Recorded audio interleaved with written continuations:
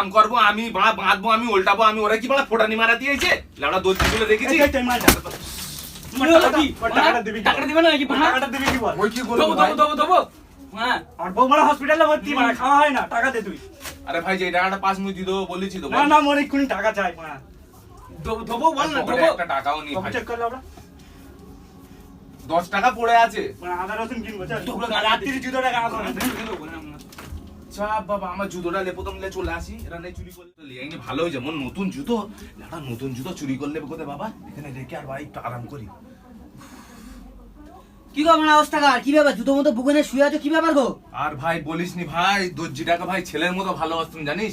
আমার ভাই জুতো মারবাল চুরি করলেছে, আমার মনে পিটি মেরে কি করেছে দেখ, আরে মানে হাত মানে লাল হয়ে গেছে মা, পুরো লাল করতে জানিস ভাই। মেরে রেখেছে লেগে।